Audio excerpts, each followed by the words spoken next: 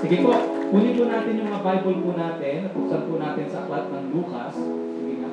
Okay. Sa aklat po ng Lucas, balik tanawan lang po natin ito mga kapatid.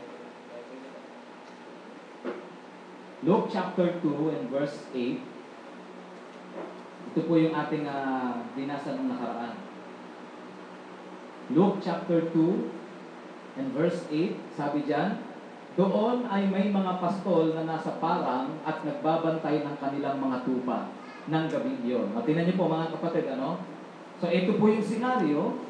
Doon ay may mga pastol na nasa parang at nagbabantay ng kanilang mga tupa ng gabing iyon. So ibig sabihin, normal ang panahon, ordinaryong panahon, okay? But in verse 9, lumapit at tumayo sa kalagitnaan nila ang isang anghel ng Panginoon at nagliwanag sa kapaligiran nila ang nakasisilaw na kaluwalhatian ng Panginoon. Mga kapatid, ito po yung nais ko munang bigyan ng diin sa atin sa umaga nito, na ang Pasko, mga kapatid, ay patungkol sa kaluwalhatian ng Panginoon. Hello? Yeah. Patungkol po ito sa kaluwalhatian ng Panginoon. Mga kapatid, ito pong nakararaan, ang totoo po, ako po yung nananalangin. Siyempre, parang katulad din ng mga kapwa natin, mga tao, di ba? During Christmas, siyempre, kahit paano ang hinahangad-hangad niyan ay aginaldo. Di ba? Ganon, ano? Alam niyo, minsan sumasagi sa isip ko, sabi ko, Lord, sa akin po kaya. Sabi ko, Lord, paano niyo po ako bibigyan? Parang ganon. And then that time, bigla akong nirebuke ng Panginoon. Ang sabi niya sa akin na, ang Christmas hindi patungkol dyan. Naalala niyo po yun, naging topic natin itong verse na ito last Sunday, pero hindi ko po ito masyadong nakita. Pero from time to time, nung binabalikan ko po siya mga kapatid, sabi sa akin ng Panginoon na Christmas is about Christ. And then pinakita uli sa akin dito ng Panginoon that Christmas is about the glory of God. Alam niyo, ang sabi doon sa ibang version ng Bible, ang sabi dito, nagliwanag sa kapaligiran nila ang nakasisilaw na kaningningan ng Panginoon. Kaningningan ng Panginoon. Mga kapatid, liban na maging maningning ang Panginoon sa puso at sa isip po natin, walang totoong Paskong mangyayari. Kasi baka mamaya mas maningning pa yung salapi. Di ba? May mga mata kapag nakakita ng pera, nagkakaroon ng star. Di ba gano'n? Lalo kapag Pasko. Alam niyo po mga kapatid, itong Christmas na ito, kung merong isang bagay na halos talagang nireveal sa akin ng Panginoon, that Christmas is about the glory of God. Christmas is about yung kaluwalhatian ng Diyos. Alam niyo, sa puso ko, sabi ko, Panginoon, pararangalan kita. Panginoon, itataas kita. Lord, magpapasalamat ako sa iyo. Then, alam niyo po mga kapatid, nung huli, sabi ko, Lord, nakausap ko rin one time, di ba, sila Ate Nida that time, sabi sa akin, Pastor, wala pa eh. Teka mo, sabi ko, Ate, hindi. Ang totoo ka ko, bago dumating yung mga inaantay natin, marami nang dumating. Ilan sa atin dito mga kapatid naniniwala, bago pa dumating yung mga inaantay natin, napakarami nang dumating. Amen? Marami nang dumating mga kapatid. So ibig kong sabihin, itong Pasko na ito, wala na tayong ibang iisipin kundi ang kadakilaan ng ating Panginoong Diyos na buhay. Amen? Ang katapatan niya, yung kaluwalhatian ng ating Panginoon. Yun na lang dapat ang panatiliin natin sa isipan po natin. Kaya lang meron pong isang mga ordinaryo, mga typical na usapan. De syempre, sabi mo, hindi po, syempre, ang Christmas patungkol yan kay Kristo. Ay, kailangan maging practical, no? Di ba, minsan gano'n? Kasi nga, we are living in this world na kung saan everything kailangan nararamdaman mo, nalalasahan mo, nakikita mo, o meron akong bagong gamit. Asa nga siya? Basta bago ito. Di ba, no? Kumbaga lahat yung mga mata doon nakatuon ngayon. Pero mga kapatid, isang bagay na sinigurado ko bago dumating ang Pasko, mga kapatid, ang Pasko ay patungkol sa kaluwalhatian ng Panginoon. Dahil sabi ko, hindi pwedeng hindi ko yan mapalutang. Hindi pwedeng hindi ko maranasan yung kaluwalhatian ng Panginoon ngayong Pasko. Therefore, naging application mga kapatid, sabi ko, Lord, I want to bless people. So sabi ko, kahit na wala yung mga material na mga blessings na yan, pero alam niyo mga kapatid, last Sunday po, I was so blessed. I was so blessed kasi po, grabe, ito, naka-coat pa ako, talagang nakabago mga kapatid. So sabi ko, wow, para akong senador. Nung galing ako doon sa opisina, di ba nung linggo ang tawag dito, yung necktie, tapos talagang nakapulo ako, nakasuot ako. Ito po yung bagong-bago. Amoy pa ho, di ba? Alam niyo, hindi ito gusot mayaman. Pero alam niyo mga kapatid, sabi sa akin, Pastor, ba't hindi mo na isuot habang naglalakad ka? Yung mga baka mapagkamalan akong congressman, magpapirma sila sa akin habang naglalakad ako. Pero alam niyo po mga kapatid, I am very thankful kasi po may mga gift na dumating po sa akin. Pero nagpapasalamat ako sa Panginoon dahil ito po ang naging lutang sa aking isipan. Then nasabi ko, Panginoon, Lord, I want to bless people, especially mga kapatid. I want to bless the EGR. I want to bless the EGR. Bakit mga kapatid? Ang EGR ay hindi patungkol sa event. Ang EGR, ito'y patungkol sa mga buhay na dadalo doon at babaguhin ng Panginoon. Ito'y patungkol sa buhay na dati ay para bang mahina, malata, pero tataniman ng Panginoon ng kalakasan. Tataniman ng Panginoon ng isang makalangit na pananaw. Tataniman ng Panginoon ng isang makalangit na paniniwala. Yun ang EGR mga kapatid. Then sabi ko, wow, tataniman ko to. Ibibigay ko ang buhay ko dito. Kaya nga mga kapatid, nagulat po ako, yung iba po sa atin dito, sa kanilang pag-ibig, wow, nagkaroon pa ng caroling. Nagkaroon pa ng caroling para lamang mga kapatid suportahan ng encounter. At meron pa mga kapatid, nag-donate pa ng pagkain, ng bigas para lamang sa encounter. Hello? Bakit mga kapatid? Because we are believer na kung saan ang totoong diwa ng Pasko ay patungkol sa sanggol. Mga kapatid, ang totoong Pasko ay patungkol sa sanggol na nakabalot sa lampin. Nandiyan ba yung verse 12? Pakitingnan nga yung verse 12 na. Ayan, verse 12. Ang sabi dito, ito ang inyong palatandaang matatagpuan ninyo. Okay? Ano daw yung palatandaan? Number 1, isang sanggol na nababalot ng lampin. Alam nyo, nung nagse-cell group po kami, kailan ba yung nagse-cell group kami dyan sa office? Si Si Kuya Willie. Sabi ko, okay, ano daw yung palatandaan ng Pasko? Sabi niya, yung lampin. Lampin. Nakili lampin. Sabi ko, yung sanggol. Sabi ko, yung sanggol na nakabalot sa lampin. Hello? Now, ano ang ibig sabihin ng Pasko? Anong ibig sabihin? Yung palatandaan. Ano yung sanggol? Ito'y tungkol sa ating Panginoong Hesukristo. At bakit napunta ang Diyos sa lupa? Bakit iniwanan niya ang langit at dinalaw ang lupa? At ang Diyos ay nag-anyong tao, nagkatawag tao, sa anyo ng isang sanggol. Mga kapatid, yung sanggol na yon ay hindi ordinaryong sanggol. Sapagkat yung sanggol na yon, maraming mama ang nabago. Yung sanggol na yun ay hindi ordinaryo sapagkat maraming adik ang nabago. Yung sanggol na yun mga kapatid ay hindi ordinaryong sanggol sapagkat yung mga taong nalulungkot, tumatawag sa Diyos, sinasagot, nagkakaroon ng pag-asa. Therefore mga kapatid, ang sanggol, ang ating Panginoong Hesus ay patungkol sa mga taong nangangailangan, sa mga taong gusto ng Diyos na mapalapit sa Kanya. Therefore, mga kapatid, ngayon, ang palatandaan ng Pasko, may mga kaluluwa tayong nadala sa Panginoon. Amen?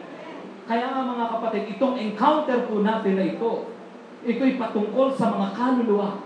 Kaya nga mga kapatid, I believe, meron tayong totoong dahilan at rason at mga valid reasons para mag-celebrate ng Pasko. Bakit? Sapagkat merong 40 na kaluluwa na mag-encounter sa Panginoon. Palakpakan natin ng Panginoon. Hallelujah. Sapagkat, mga kapatid, anong ibig sabihin yung sanggol? Ito'y patungkol sa mga kaluluwa na bagamat ito'y pwedeng matanda, pwedeng bata, pwedeng professional, pwedeng mayaman, pwedeng mahirap, pwedeng nangipin, pwedeng bungi, no? Lahat po mga kapatid, yan ay nire-represent ng sanggol mga kapatid, na yung sanggol na yon ay nababalutan ng lampin. Ano yung lampin mga kapatid? Yan ang cell group. Hello? Inaalagaan siya mga kapatid. Kaya nga ito po yung gusto natin mga kapatid, patatagin, next year patatagin ang home system, ang cell group ng church na ito. Bakit mga kapatid? Sapagkat iyon ang magsisilbing lampin sa mga sanggol.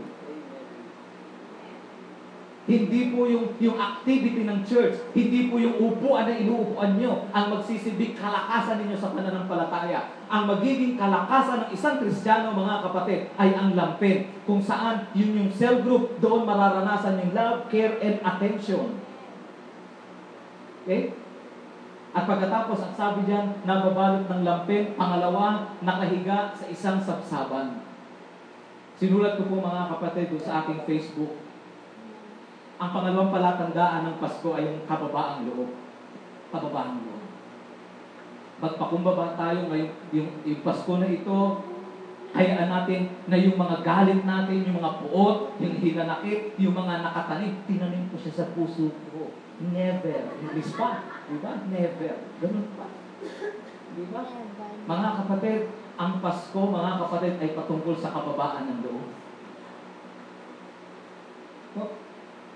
At kasama din mga kapatid, alam nyo, minsan hindi po tayo maintindihan ng mga ibang tao, maybe kamag-anak, kaibigan po natin, hindi nila maintindihan yung pananampalataya po natin. Pero bahagi din ng pagiging mapagkumbaba, mga kapatid. Hindi yung para bang, huy, magsimba ka naman, naku ba, talaga masyado pa makasalanan. Alam nyo, hindi ko kababaan ng loob yun. Oo nga, gusto mong mailapit kay Lord, pero yung approach mo, walang kababaan ng loob. Diba? So mga kapatid, ito pong diwa ng Pasko, mga kapatid. Una, patungkol sa tao na nailapit sa Panginoon. So nakapaloob po doon yung cell group, nakapaloob doon yung mga kaluluwa, at mga kapatid, after that, yung kababaan ng loob. Alam niyo po, mamaya kapatid, mga kapatid, hindi po ako magtatago at tatakas. Hindi po. Nagkataon lang mo na talagang ako ay pinapapunta ng Panginoon sa kulungan para doon magpasko kasama ang mga preso. Ako po'y mag-mission mamayang hapon. Hindi po, after po nito. Pagpikit nyo, huwag po kayo magugulat. Di ba mga kapatid, ako po mamaya ay nato sa Muntinlupa, doon sa preso doon. At mag-mission po ako doon, mayroon po akong ipagpe-pray. Hindi na po ako doon magbabagong taon mo. Nung last, kasi doon ako nagbagong taon sa provincial jail ng Malolos eh. Tumawag sa akin yung kaibigan ko, si Pastor Manny Cabigas. Sabi niya, Pastor Ben, nasan ka? Andito po ako sa kulungan sa Malolos. Oh, bakit nandiyan ka? Sabi gano'n. Hindi niya alam, nag-mission lang po ako doon. Pero mga kapatid, bakit mga kapatid? Christmas is about other people. Christmas is about loving people. And Christmas is about loving God. Amen? Pataasin natin yung pag-ibig natin sa Panginoon, pataasin natin yung pag-ibig sa kapwa, pataasin natin yung pag-aasam na makapagdala tayo ng tao papalapit sa ating Panginoong Diyos. Then alam niyo po, nag-pray po ako, sabi ko, Lord, gusto ko pong i-bless yung mga tao. Sabi ko, Panginoon, ngayon magki-Christmas, gusto ko po silang i-bless. Especially number 1, yung encounter. Yung mga member po natin, mga kapatid natin, nangaroling po sila, ilang gabi po silang nangaroling, mga kapatid. Nandiyan kahit malat-malat na, kanta pa rin. Yung iba naman talaga nagpamigay. Yung iba naman talagang, alam niyo mga kapatid, because of their love. Then sabi ko, Panginoon, ako din. Sabi ko, gusto kong mangaroling. Dahil mahal ko, Panginoon, yung gawain. I want to bless people. Alam niyo mga kapatid, sa Diyos lang po ako. Pero, babanggitin ko na rin. Then yung saksakan kasi nagaganon. Yan. Okay. Yung white ng electric fan. Yan, nagagalaw yan. Saka yung alikabok dun sa sapatos mo. Okay. Alam niyo po, all glory to God. All glory to God. Ako, amis na amis po ako, mga kapatid. Pray po ako, Lord, I want to bless people. Sabi ko. Kasi po, Christmas is about not receiving. Pinako ko po sa isip ko yun, hindi pagtanggap ang Christmas. Hindi pagtanggap ang Christmas. Bagamat mga kapatid, may mga dumating. Pero pinako ko na. Kasi nung mga paparating ng paparating, wala talaga akong nare-receive mga kapatid. Kaya pala nangyari yon, hindi dahil walang dumarating. Kaya pala nangyari yon dahil may tinatanim na bagong karakter ang Lord sa puso ko. May tinatanim na bagong attitude ang Panginoon at bagong mensahe ng Pasko ang Panginoon sa puso ko. So that time, nag-pray ako na nag-pray. Sabi ko, Lord, hindi ako pwedeng maapektuhan. Ipakita mo sa akin ang totoong mensahe ng Pasko. At ipinakita to sa akin ng Lord. Then, after mo sumunod na araw, nagulat ako, may mga dumarating. Thank you, Lord. No? And then itong huli po, mga kapatid, sabi ko, Lord, I want to bless people. Then one morning, I was surprised. Then sabi ko, Bri, pakibuksan mo nga yung aking Facebook. No? Pakibuksan yung aking Facebook. Alam niyo po mga kapatid, nung binuksan ko po doon, I was surprised. Sabi niya, Pastor Bear, sabi niya ganoon, natanggap mo na ba yung pinadala ko? Sa text, message ko. Yeah. Kaya alam niyo mga kapatid, sabi ko, yung ginagamit ko pong smart, hindi ko na po ginagamit yun. Okay? Hindi, take note po, hindi ko na ginagamit yung smart. Then, ang nakalagay po doon sa aking cellphone ay yung sun at saka yung PM. So, wala po akong na-receive na text message. And then, nag-response po ako, sabi ko, ay, sorry po, wala po akong natanggap. But anyway, ito po ang aking number. Then, binigay ko po yung number ko. Alam niyo po mga kapatid, after parang 2 days, sumagot po mga kapatid. Oh, by the way, Pastor, ito po yung message ko pala sa'yo. Ito po yung reference number, kukunin mo po siya sa ganito, ganyang oras. Alam niyo po mga kapatid, for the glory of God, gusto kong banggitin to, not for anything else, not for material things, not for makamundong paraan mga kapatid, but I want to testify that the true meaning of Christmas is about isang maayos na puso sa harapan ng Panginoon. Binago ko, hindi ko sinasabing, hindi ako nagiging ganun, wala akong ganun pananaw. Hindi ko sinasabi yon. Binago lang po ng Panginoon ang aking pananaw. At pilit kong hinanap ang tamang pananaw ngayong Pasko. Alam niyo po mga kapatid, the Lord bless me and bless the church 10,314.75.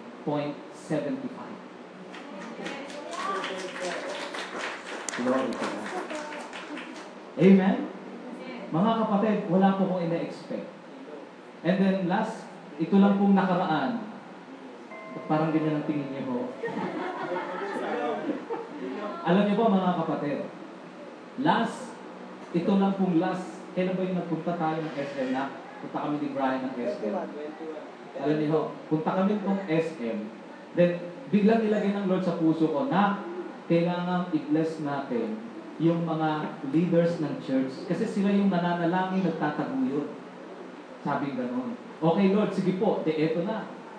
Sabi ko, Lord, I want to bless them. Nag-uusap kami ni Brian. Brian, ganito kaya. Nag-uusap din kami ni Ate Evelyn. That time, mga kapatid, wala pong blessing na dumarating, pero nag-uusap kami ng ate ko. Sabi ko, ate, paano ba? Paano natin i-bless yung mga kapatid natin, yung mga warrior? Dapat i-bless din natin sila. Kasi ngayong Pasko talaga, yung buhay nila, binigay nila sa Panginoon. Dapat maranasan nila ang blessing ng Lord. Sabi ko, yung mga Kristiyano, yung mga membro, may mga tinatanggap sila, dapat ako, itong mga naglilingkod sa Panginoon, dapat meron din. Then sabi ko, usap kami ni Ate Bel, nakasakay kami sa tricycle po. Saan ba tayo galing noon? Galing po kami ng Malolos, dinala po namin yung pipirmahan sa Dex. Alam niyo po, galing po kami doon. And then alam niyo po, nung pauwi kami, sabi namin, ate, ganito gawin natin. Sabi niya, maganda yun ah. Sinare ko rin po kay nanay. Sabi ko, nanay, kailangan i-bless itong mga ganyan-ganyan. Apa anak, maganda yun ah. Then alam niyo po mga kapatid, dumating, pumunta po kami ngayon ng SM ngayon. Alam niyo po, nung namimili po kami doon, pagkatapos po namin mamili, sabi ko, nakaltasan. Sabi ko, nagbibilang po ako. Pero sabi ko, hindi. Talagang I want to bless people because Christmas. Lagi ko pong ginaganon. Basta nagkakaroon ng maling pagtanaw, maling mensahe sa puso ko ang Pasko, binabaliktad ko agad yun. Wala kang pera. Ay, hindi yan ang Pasko. Naku, walang nagbigay. Ay, hindi yan ang Pasko. Kailangan magbigay. Christmas is about. Ganito. One last Sunday, sinampol ko sa inyo mga kapatid. Christmas is about forgiving. Amen? Sabsaban. Mga kapatid, pag sinabi mong sabsaban, ito yung mababang lugar na kung saan mararanasan mo na ibinababa ka, pero sa kababaan mo, doon mo maitataas ang Diyos. Sa kabila ng binababa ka, sa kabila mga kapatid, ang Panginoon, ipinanganak sabsaban. Pero dahil sa sabsaban siya ipinanganak, maraming sikat na tao nakakilala at naligtas. Maraming mga tao nakakurbata, pero mga kapatid, ang layo sa Diyos. Pero dahil sa sabsabang ito, maraming mayayaman nakakilala kay Lord. At mga artista nakakilala kay Lord. Mga dating pusakal na bago, mga kapatid. Maraming mga adik ng bago. Nagbago ng lugar, lumipat. Hindi, joke lang. Nagbago po talaga. Bakit mga kapatid? Dahil sa sabsaban. Mga kapatid, ang ating Panginoon nung pumunta dito, hindi sa kataasan, kundi sa kababaan. Kaya mga kapatid, anuman, mga kapatid, pili mo babang-baba ka. Pili mo walang-wala ka. Mga kapatid, hindi totoo yan. Kunyari lang yan. Ang totoo, ang laki-laki ng Diyos sa buhay mo. Amen? Bakit hindi mo palakpakan ang Panginoon? Sabi mo, akin yan! Then alam niyo po mga kapatid, bumili kami doon, pagkabili ko. Nauna na si Brian kasi may schedule sila ng practice. And then sabi ko, Lord, okay na, di bali na. Para sa kanila to, para sa kanila, di ganyan. Alam niyo, paglabas ko po ng SM, naglalakad po ako, dala-dala ko po yung plastic bag na ganyan. Then alam niyo, may nakasalubong ako 2 tao. No? And then itong 2 taong ito, Pastor! Sabi niya gano'n, talagang tao ko, uy, kapatid, kumusta na? Hamayan kami ganyan. Pero may pasyal ka naman sa amin, Pastor, para maramdaman at makita mo rin yung mga pagpapala ng Diyos sa aming buhay. Sabi niya, kaya pinapapunta ako sa kanila sa prensa. Naku, oo nga, kaya lang busy kami ngayon. Meron kami EGR, ganyan-ganyan, maraming kaluluwa, gano'n-gano'n. Tayo talaga. O sige, but anyway, punta ka. Maya-maya, alam niyo, kumamay sa akin gano'n. May maligas-gas. Napatingin ako sa langit. But alam niyo mga kapatid, kung ano yung nakaltas, yun ang binalik ng Panginoon. Alam niyo mga kapatid, that time, nag-text po ako. I don't know kung nakapasa, kasi nag-text ako sa nanay ko, paloadan ako ng ganyan, tapos magpapa-Andy ako. And then yung Andy na yun, sabi ko, hindi pa yata dumarating, nakapag-send na ako sa marami. Hindi ko alam kung nakarating ko sa'yo. Nakalagay doon, the more I desire to bless, the more I get blessed. Alam niyo mga kapatid, yung text po na yon, yung message ng Lord na sa akin na yon, nangyari po yun dahil ginawa ng Panginoon. Hindi dahil nakabasa ako ng quotation, ipinasa ko. Alam ko, wala sa inyong ganon. Wala. Talagang galing sa puso yun yung text. Amen, di ba? Alam niyo mga, totoo po yung binigyan talaga ako ng Panginoon ng totoong meaning of Christmas. And I believe mga kapatid, sa Lord, hindi ko po ito kinikwento mga kapatid para gamiting sukatan ang material na bagay yung patungkol sa Pasko. Hindi po mga kapatid. Sapagkat ang Pasko ay patungkol sa isang sanggol na nakabalot sa lampin. Isang tao na inilapit natin sa Diyos, binalutan ng pag-ibig, pagmamahal. Ipinanalangin natin at patungkol sa sabsabang kababaan ng loob. Mga kapatid, ngayong pong araw na ito, ngayong oras na ito, sa paglabas po natin sa lugar na ito, mga kapatid, taglayin po natin ang kaningningan ng Panginoon. Whatever situation we are in right now, whatever situation, whatever feelings you have right now, whatever it is na laman ng isip mo ngayon, whatever it is na pangangailangan mo ngayon, kung ano pa man yung pangangailangan, meron ka mga kapatid, kahit may pera ka, pagkain ka, pagpapala, o kahit wala mga kapatid, grabe, isa lang ang palutangin mo sa buhay mo ngayong Pasko, ang kaningningan ng Panginoon. Hindi ka gagawa ng tama for the sake na kasi tama. Hindi ka gagawa ng tama kasi ayaw mo na ng mali. Hindi ka magsisimba dahil maglilinis-linis ka ng kasalanan. Hindi ka pupunta ng church kasi linggo. Kaya mo gagawin ang lahat ng bagay na ito sapagkat gusto mong maparangalan ang Diyos na buhay. Ang kaluwalhatian ng Panginoon. Mga kapatid, this Christmas mga kapatid, parangalan natin ang ating Panginoon. In everything na gagawin natin, kahit maliit na bagay, kaya natin gagawin, hindi dahil gusto natin, dahil masarap kasi ang feeling, masarap ang feeling. Hindi ganoon mga kapatid, kaya natin gagawin, dahil gusto nating parangalan, mapangiti ang Panginoon. Ako, ang dami ko nang nagawang kasalanan, medyo magbabawas-bawas na ako ngayon, magsisisi na ako ngayon. Mga kapatid, ang pansinin mo, ang kaluwalhatian ng Panginoon, magugulat ka, nababago ka, minum-minuto. Minsan kasi, alam niyo, nakakapagod po minsan yung magbago. Kasi nakafocus ka doon sa puro mali, kasalanan. No, lalo pag may ibang tao nakapokus sa kasalanan, talagang, kamusta? Eh, ba't yung medyas mo, brown? Oh, patangerine yung stocking mo. Di ba, minsan dami nakikita mali. Kaya minsan tayo sa sarili natin, ganun na rin. Nagkasala ko. Hindi na muna ako pupunta ng church. Next Sunday na lang. Hindi muna ako mag-church ngayon. Ang dami kong kasalanan. With S. Marami kasi. Di ba mga kapatid, alam niyo po? Pero alam niyo kasi, nagpo-focus tayo dun sa mga bagay na ginagawa ng kaaway. But never nag-focus ang Panginoon sa mga pagkukulang natin. Hello? Ang sabi ng John chapter 16 and verse 9, in righteousness, God focuses on His people. Sa kasalanan, nagpo-focus ang Panginoon, ang banal na Espiritu sa mga makasalanan. Pero when it comes to Christian, ang tinitingnan lagi ng Panginoon, ang righteousness. Nagkakamali ka, Kristiyano ka, then yung pagkakamali mo, dahilan ng panghihina mo, mga kapatid, diablo yun. Yung kahinaan mo, nagiging kahinaan mo at pagbagsak mo pa. Mga kapatid, hindi ganyan ang Panginoon. Kunyari, nalulungkot ako, hindi mo na ako nalulungkot ako sa nagawa ko. Hindi mga kapatid, magluwalhati ka, magsisi ka, luwalhatiin mo ang Panginoon, magugulat ka, may nagbabago. God focuses on His people, on His righteousness. Alam ba, nilikha ka ng Panginoon, ito ang gusto ng Lord sa iyo, you are blessed, you are blessed.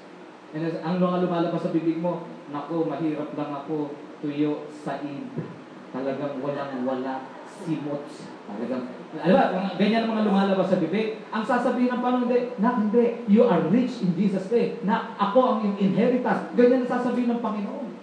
Maging sa panahon, mga kapatid, na we fail, yung mga nagkamali tayo, minsan bumagsak tayo, mga kapatid, hindi pa rin nagpo-focus ang Panginoon sa pagbagsak natin. Ang sasabihin ng Panginoon, na ganito ka, isa kang matatag na Kristiyano. Ganun po ba, Lord? Hello? Eh, minsan, may nga, sabi na nga, nakapagmura ka, nagmura ka, tanda-tanda ko, kitang-kita ko, nagmura ka. Inuulit-ulit pa. Pero ang Panginoon hindi. Pag panahon na tayo nagkamali at nagkasala, mga kapatid, ine-never mind niya yun. At ang titingnan niya, teka, nagmura yung anak ko Alam mo ba, ikaw ay anak ko na. Ikaw ay binago ko na. At ikaw ay magiging disipulo. Ikaw ay gagamitin ng Panginoon para maraming buhay mabago. Maraming gagamitin ka dahil maraming mapapalapit sa Diyos. Maraming buhay ang mababago dahil sa iyo. Then kapag iyon ang laging iginigiit sa iyo, at ganun ang iginigiit ng Banal na Espiritu sa atin, ang mangyayari nun, lumalakas ang loob natin. Hindi natin namamalayan yung kasalanan unti-unti nang nililinis ng Panginoon. Huwag tayo ang magbago sa sarili natin. Let God change us. Amen? Hayaan natin ang Diyos ang bumago sa atin. Hayaan natin ang Diyos. Sa paanong paraan? Ngayong Pasko na ito, luwalhatiin mo ang Panginoon. Ano man ang pinagdadaanan mo, luluwalhatiin ko ang Panginoon. Luluwalhatiin ko ang Panginoon. Then magugulat ka, may kakaibang ginagawa ang Panginoon sa buhay mo. Pwede ba tayong pumikit sandali ngayon? Hallelujah. Praise the Lord. Hallelujah. Sa ating pong pagpikit, pwede bang lumapit tayo sa Panginoon ngayon? Pasko? Nasaan ang Pasko? Pasko? Bakit ganito yung pinag-aaralan ko? Pasko? Bakit ganito yung bulsa ko? Pasko? Bakit pagod na pagod ako sa lahat ng ginagawa ko? May pera na nga ako, parang inis pa ako. May pera, pagod na pagod pa ako. Ganun lang ba ang Pasko, magpagod para maglingkod? But I believe, mga kapatid, ito ang gustong iwanan sa atin ng Panginoon ngayong Pasko. Sa lahat ng ito, Lord, paralan na lang kita. Pwede mo ba tayong tumayo lahat ngayon?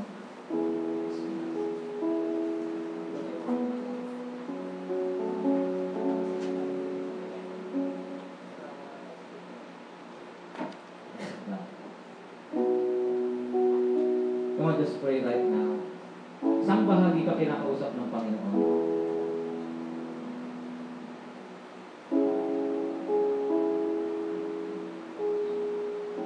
Saan bahagi ka kinakausap ng Panginoon ngayong araw na ito? Meron kang kagalakan? Bakit hindi mo luwalhatiin ang Panginoon sa kagalakan? Meron kang kalungkutan? Bakit hindi mo luwalhatiin ang Diyos at ang tingin mo, nandyan pa rin ang Panginoon? At sa pamamagitan niyan, mapaparangalan mo ang Panginoon. Ano man ang sitwasyon mo, kapatid, isa lang ang gagawin natin ngayong oras na ito, pararangalan natin ang Panginoon. Ba't hindi mo ialay ang sarili mo ngayon sa Panginoon? More than anything else in this world, marami tayong hinangad, pinangarap. Pero bakit hindi mo pangarapin ngayon na ikaw ang magregalo sa Panginoon? Regaluhan mo ang Panginoon. Lord, I offer my life to you. Pwede po ba tayong dumilat sandali? Tingnan po natin itong song na ito. And then ialay natin sa Panginoon. Gawin nating panalangin ito, Lord. Hindi ko sasayangin ang Pasko na ito. Ilalagay ko ang tamang mensahe ng Pasko sa puso ko. Sabi diyan, all that I am, all that I have, I lay them down before you, O Lord. All my regrets. When we say regrets, marami ka sanang inaasam sa buhay. Kaya lang, hindi mo nagawa. Bakit ganito, bakit ganyan? All my regrets, all my acclaim, the joy and the pain, I'm making them yours. Excited ang Lord na makatanggap ng regalo na manggagaling sa iyo. Regalong hindi kayang ibigay, tapatan ng anumang halaga. Isang regalo na nanggagaling sa puso mo. Parang sinasabi ng awit na ito. Sabi ng chorus, Lord, I offer my life to you. Everything I've been through. Lahat ng mga pinagdaanan ko, lahat ng mga inangkin ko, lahat ng mga naabot at narating ko, Lord, gamitin mo for your glory. Then sabi doon next, Lord, I offer my days to you. Lord, nakakahiya naman kasi yung mga araw ko ang papangit. Nakakahiya namang ialay. Alam mo kapatid, mas napapayak ang Panginoon na kahit yung bagay na ayaw mong ibigay kasi pangit, binigay mo pa rin, kukunin pa rin yan ng Panginoon. Kahit wasak na puso, wala ka nang maibigay, lalo natutuwa ang Panginoon. All of my days, sabi doon, lifting my praise to you as a pleasing sacrifice. Mga kapatid, whatever it is, joy, sadness, pag inalay natin sa Panginoon, mga kapatid, lahat ng yan ay pleasing sacrifice sa ating Panginoon. Then tingnan natin yung second stanza. Things in the past, kahapon, things in the past, nung nakaraang linggo, things yet unseen, yung hindi pa nangyayari, positively or worse, hindi pa nangyayari, wishes and dreams that are yet to come true. All of my hopes, all of my plans, my heart and my hands are lifted to you. Ilan sa atin dito magsasabi, Pastor, lahat sa buhay ko, wala na akong ititira, ireregalo ko na kay God. And even the pain, and even the sorrow, and even the joy, and everything, regalo ko na to kay God. Amen? And then I offer my life to you. Awitin natin from the start. Hallelujah.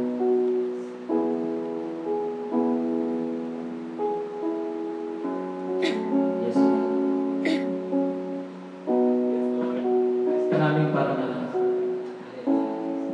All that I am. All that I am.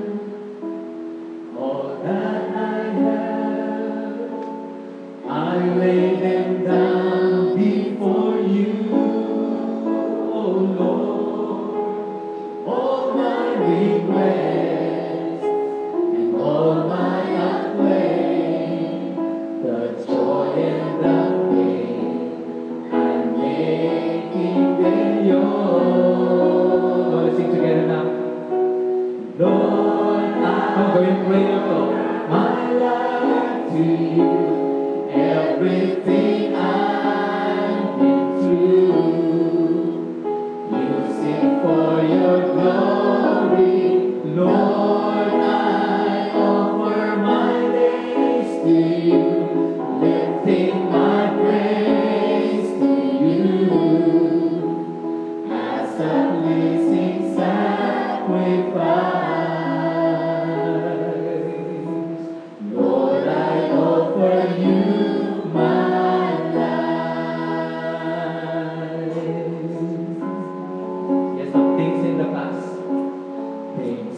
that past, things yet unseen, wishes and dreams, wishes and dreams that are yet to and all of my hopes, all of my hopes and all of my plans my heart and my hands are lifted to you, Lord. are lifted to you. Come on, surrender natin, iregaluhan natin ang Panginoon. Lord, I Come on, ibigay mo lahat sa Panginoon, even the pain. Come on, huwag mong hayaan na yung material, na yung mga pinagdaanan mo, sirain ang Pasko mo, sapagkat ang Pasko ay patungkol sa kaluwalhatian ng Panginoon. Ialay mo lahat sa Panginoon ngayong oras na ito. Yes, Lord. lifting my praise to you as a pleasing sacrifice. Lord, I offer you my life. Lord, I offer you my Lord, I offer my life. Come on, habang may ihahandog ka sa Panginoon, ihandog mo lahat sa Panginoon right now. Wala kang itinira ngayon. Awitin mo ito, ihandog mo ang sarili mo sa Panginoon right now. Lahat-lahat. Lord, lahat ng ito, sa taong ito, lahat sa'yo, at maging sa darating na taon, pag-aari mo ang buhay ko, Panginoon. Sa darating na 2012, pag-aari mo ang buhay ko.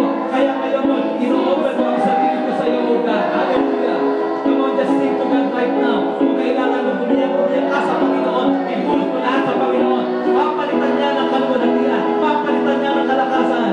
Lord, I offer my life. Come on, let's sing to the Lord. Come on, ano man yan, hayaan mo, bitawan mo yan. Papalitan ng Panginoon ng tunay na Pasko yan. Malalim na kagalakan, walang pwedeng tumitag sa'yo sapagkat ang totoong Pasko, nilagay ng Diyos sa puso mo. lifting my praise to you as a pleasing sacrifice. Lord, I offer you my life. Lord, I offer For the last time po sa gitna ng kapatid. Hallelujah, Lord, I offer my life. Lord, I offer my life to you. Everything I Use it for your glory. Use it for your glory, Lord. Yes. Yes, Lord. Lord, I offer my days to you, lifting my praise to you as a pleasing sacrifice. Lord, I offer you my life. Hallelujah, hallelujah, hallelujah, hallelujah, hallelujah. Oh, dear Holy Spirit, oh, move in our place this morning, dear Holy Spirit, right now. Lord, hallelujah, hallelujah, oh God, hallelujah, Lord. Hallelujah, hallelujah. Kapatid, sa oras na ito, naniniwala ako. Kung merong isang bagay na inaantay-antay ang Diyos sa buhay natin, ano man ito, dalhin mo ng merong pasasalamat sa Panginoon. Bakit hindi mo simulang ibukang yung bibig and just give thanks to God right now? Lord, thank you. Lord, thank you. Thank you for all the things, Lord. And even, Lord, sa problema, salamat sapagkat parang mo ito para patatagin ko. Lord, kung ito man, Panginoon, ay mga blessings pa, Lord, salamat. Pero tinitiyak ko pa na hindi ito ang Pasko ko. Ang Pasko ko, ikaw.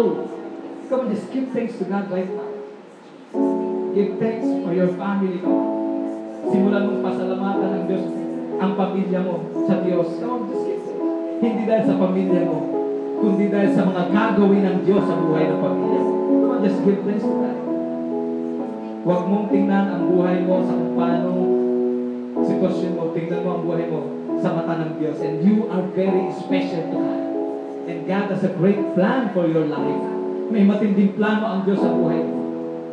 Dinala ka ng Diyos dito sapagkat meron siyang gustong itanim sa puso mo ngayon.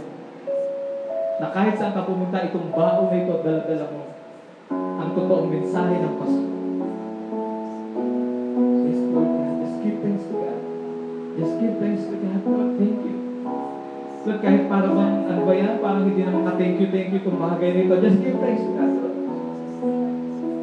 Count your blessings right now and just give thanks to God. Oh, I thank you, Lord. I thank you.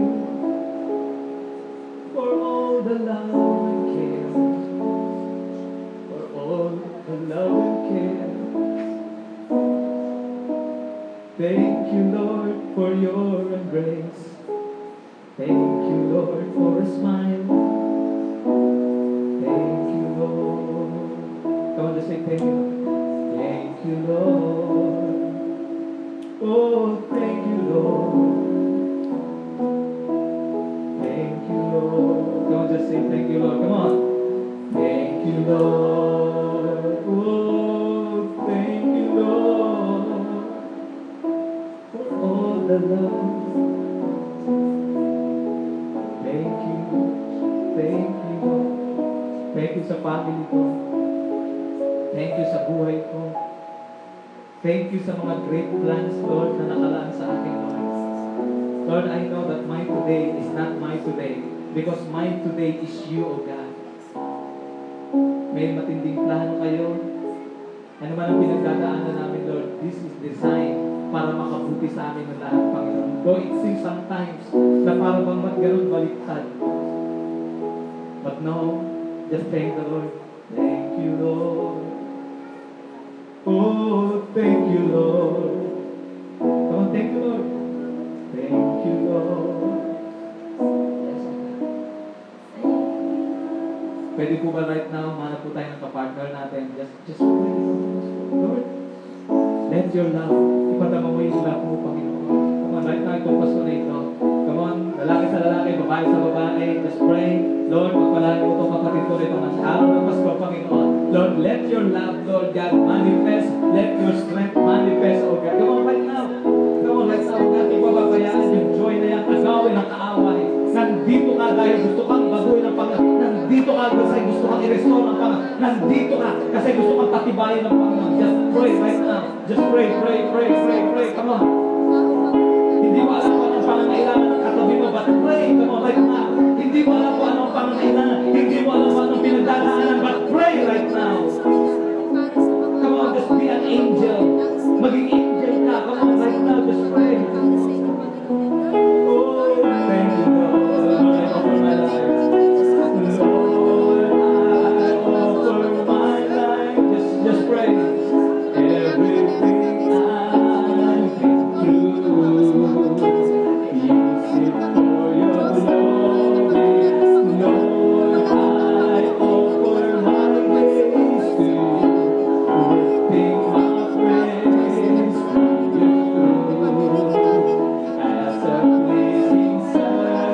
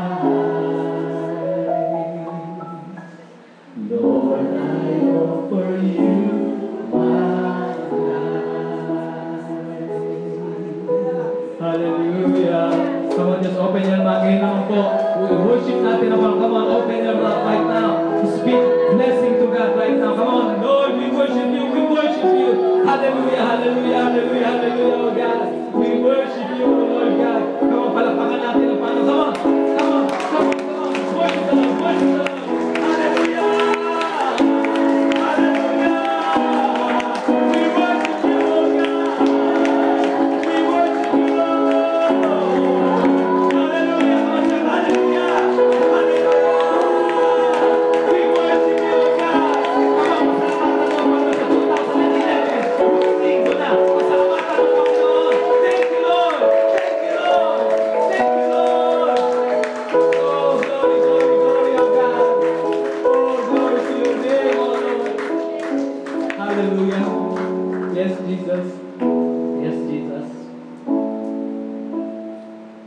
Pwede po bang dumila tayo sa dalili? Mga kapatid, huling linggo ng taon, whatever it is, pain na pinagdaanan mo, huwag mo nang isama next year. Amen? Isa lang ang dadalhin mo ngayon, mga kapatid. Paglabas mo sa biguang ito, ang sabi ng Bible, ang Pasko ay patungkol sa kalinlingan ng Panginoon. Pwede pakilabas lang, kapatid, yung verse 9. Uuwi ka, dala-dala mo itong verse na ito. Ito, tatapatan ka ng kaaway ng problema, tatapatan ka ng kaaway ng anong tatakutin ka ng mundo na ito sa pamamagitan ng mga baha, lindol, kung ano pa. Sabihin mo, kahit na, ito ang buhay ko. Okay? Tingnan natin, kapatid. Yung verse 9. Dito po sa kalinlingan ng Panginoon. Ayan, sabi dyan, lumapit at tumayo sa kalangitan nila sa anghel ng Panginoon at nagliwanag sa kapaligiran nila ang nakasisilaw na kaluwalhatian ng Panginoon. Hayaan mo, mga kapatid, yung nakasisilaw na kaluwalhatian ng Panginoon, lahat ng kadiliman mo, dadaigin ang liwanag ng Panginoon. Amen? Hallelujah. Iwanan mo na ngayon sa una ito. Whatever it is, just claim it. Aking to. Yung kaluwalhatian ng Panginoon ang dala-dala ko sa buhay ko. Huwag mong i-define, huwag mong i-describe ang situation mo according to your situation. Describe your situation according to the Word of God. According to the promises of God. Sabi sa'yo ng mundong to, wala kang pera. Pero ang sabi sa'yo ng Panginoon, sa'yo ko.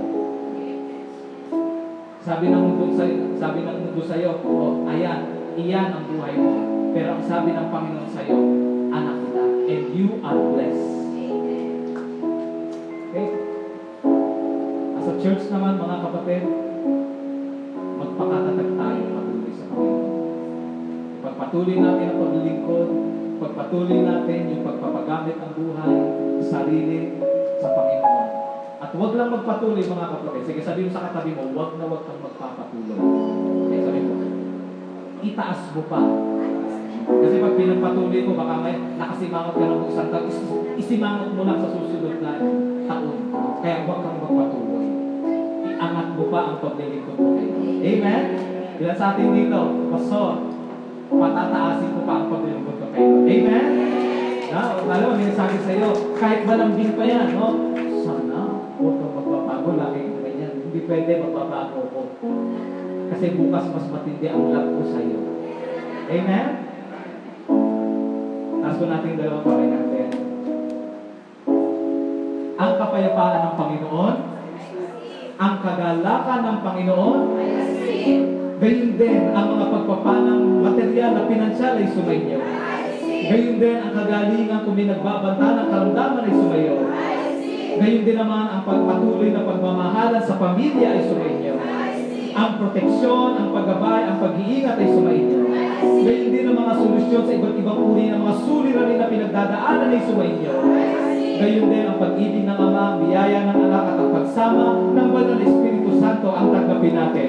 Sa pangalan ng Ama, ng Anak at ng Espiritu Santo, lahat ay magsabi ng